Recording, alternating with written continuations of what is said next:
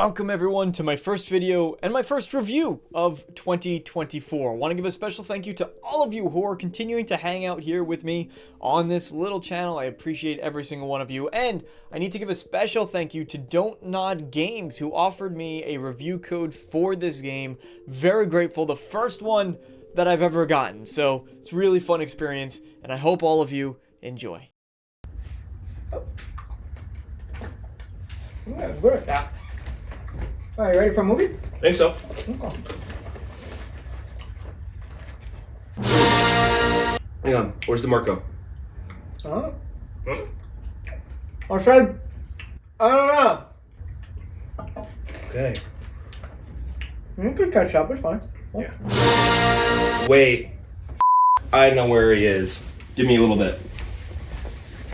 Okay. Help! Somebody help! Please! I'm stuck! Troy, oh my god, Troy!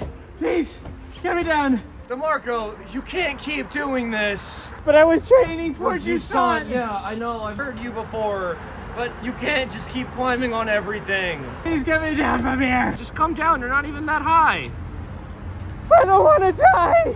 I didn't say you're gonna die, I said you're not that far away. You can still hear me. Please get me down! You know what? We're gonna finish the movie, and then I'll get you a ladder. Troy! Troy! Troy! Oh.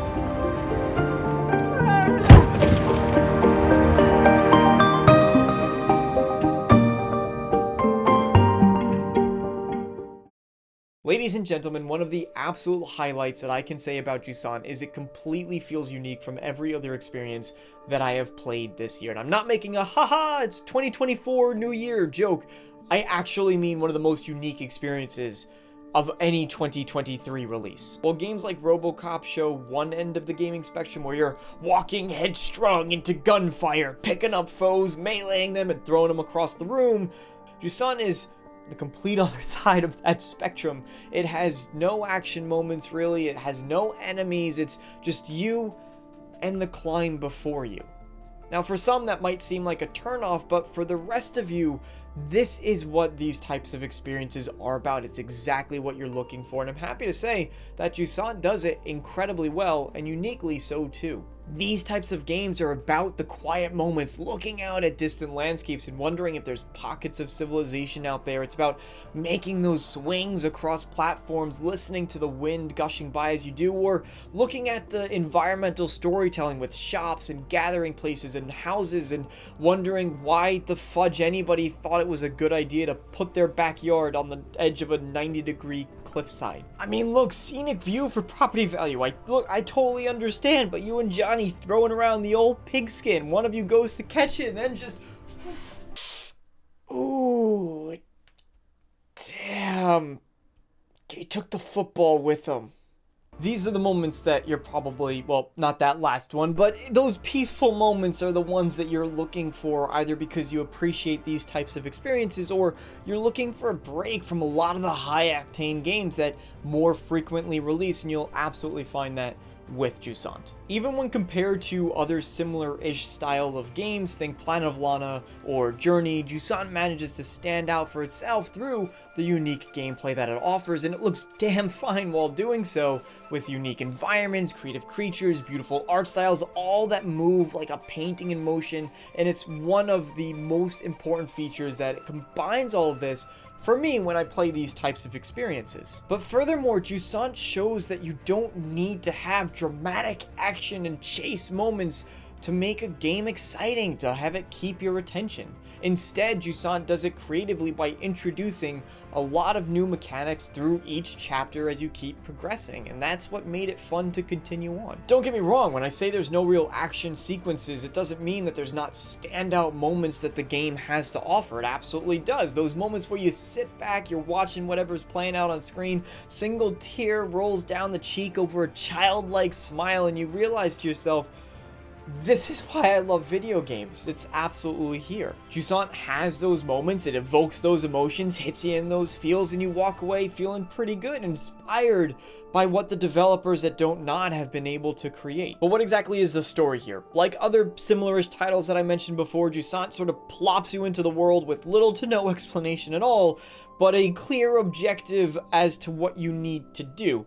Why you're doing it doesn't matter. Where you're going doesn't matter. All that matters is you and the journey ahead of you, and that's all the motivation you really need. You start at the base of this monumental tower. Carved in and around it are the homes of a lost civilization of people. All around the world has more or less become devoid of water, and as your character looks upward at this towering spire, you know exactly what you need to do, and so you start to take on this vertical journey of the hobbits' trip to Isengard if they were just climbing the mountain instead of walking towards where they need to go. The story can play as little or as big of a role as you want it to. If you want to just play a zen climbing game, that experience absolutely is waiting for you. But for those that desire to see a little bit more, there's plenty of environmental storytelling and notes that are left around that highlight the day-to-day discussions, problems, or thoughts of this past civilization that existed in this mountain. Some of these naturally were more interesting than others, but all of it helped to flesh out a world that did feel believable. And even while missing several during my personal playthrough, still felt as though I got the gist of what was going on, and a very simple and clear progress system from the home screen shows you how many of each collectible you found through each chapter. So if you did want to go back, try to 100% the game, it's very convenient and encouraging to do so. I personally would have liked to see a little bit more of the environmental storytelling instead of just notes that explain everything, and sometimes rather long ones too. The moments where there were environmental story bits, whether you're walking around abandoned shops or gathering places, or you saw fossilized seashells embedded in the walls, or these big mural paintings that were on the wall that showcase the beliefs and lore of the civilization that lived here, it proved to me that Don't Nod had the capability to show more complex stories through their environmental storytelling instead of relying on notes to read. In their defense, it did allow them to tell some more complex stories, but I do think it works off just better all around when you're kept in the game. You're just locked into the experience that you're playing. You're not taken out of it as you read this big long wall of text. Others might feel the same, others might disagree. That's totally fine, it's just my preference. And the world, I want to talk about the world because it feels like too different between the first half of the game and the second half of the game. Two different worlds that you're exploring through. The first, very realistic, a lot more grounded, and the second brings out a lot more fantasy and surrealism elements that I found much more interesting. There's a fair argument to be made that it's the juxtaposition of the normal versus the surreal coming together that made that second half stand out for me as much of it as it did. But when you're looking at a roughly 4 to 5 hour experience, which is what I got out of it, I don't think you would have gotten bored of having the more surrealism elements bleed through your entire journey. And yet, honestly, my takeaway from all of that is the fact that I want more of that experience is what tells me Don't Nod did a good job of building that world. Otherwise, I would have finished the 4 hours and went, all right, good, had enough, thank you, moving on. But it's like, no, if this stuff exists here, I want to see what else there could have been. What was I missing somewhere else in this world? And that's what I would love to see at some point. But let's move on to the gameplay itself. Jusant seemingly takes inspiration from games like the newer Zelda titles, and more personally for me, it's one of my favorite games of all time, Shadow of the Colossus. Using a combination of the left and right triggers on your controller, each one representing your left and right grip or hand respectively, it feels a little bit clunky at first, not to the extreme of games like I Am Bread, where they're intentionally just this hodgepodge of moving and they're meant to be rage games, but eventually you get a lot more comfortable. You can start scaling walls vertically, like a xenomorph crawling across the floor on all fours. You start really getting into the rhythm of things, and that starts to feel pretty good, honestly. The Shadow of the Colossus comparison comes from the use of the climbing meter. As you go through your climbing journey, you have stamina or grip gauge to manage, which you can take short breaks to replenish. However, on longer climbs, the maximum grip you have slowly diminishes, so you get more and more tired, making a full rest at either these specific stations that you can find along the walls, or by planting both feet firmly on the ground, a necessity. While you can't necessarily die in Jusant, as you always fasten yourself to a wall automatically, you can fall quite a ways down, losing a pretty substantial amount of your climbing progress. However, you do have these batons that you can stick into the wall, which sort of act as self-made checkpoints. If you realize that your grip is getting a little bit low, you could stick one of those, lower and rappel yourself down, rest for a bit, and then bring yourself back up to that point. Now, if you're looking for a bit more of a difficult challenge, pretty confident you can get through the entire game without ever needing them, but it was a nice system where you felt as though the fault of falling was your own, because you should have planned how you were maneuvering a little bit better, and I liked that. And lastly, you do have this little blob fellow that comes along when the journey. He's called a ballast in the game. He can do the unique function that's the twist to the game, if you will, where he can interact with the environment in creative ways by growing floor, which opens up paths, or stretches vines out to reach new areas, and that's one of the unique mechanics that's here. But Don't Nod did a really good job, as I mentioned earlier, to keep things interesting, to keep things moving. As you go across each of its 6 chapters, there's always some kind of new environment and often a new mechanic that you can utilize to continue your climb, whether it's stretching wind gusts that carry you around, or these bugs that can elevate you and lift you up a little bit more. It was fun to maneuver through these different paths, but it's also the source of one of my biggest complaints about the game. All of these mechanics on their own were very interesting, but Jusant never takes a moment to bring them all together to make a creative puzzle or a creative climb that you need to get across. It's always just existing mechanics in each of their own bubbles, some of which get infinitely shorter playtime than others, and then they're just gone. They don't appear again. And I thought that was a bit of a shame, especially because the cooler mechanics get the shortest time that you interact with them. Perhaps it's because Jusant wasn't really meant to be this incredibly difficult experience. That's why you don't see a lot of overlap of the different mechanics you get introduced to.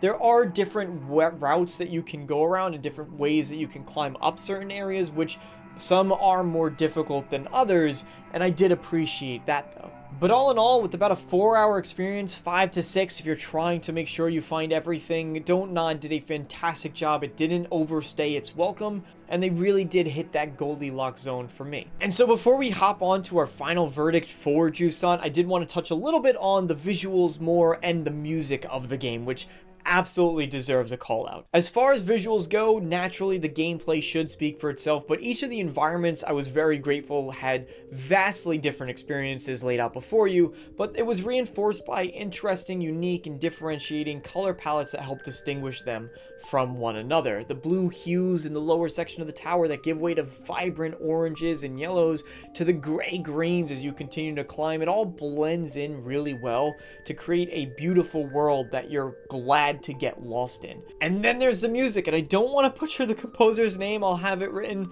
typed out right here, but as far as soundtracks go, it's one of my favorites I've heard all year.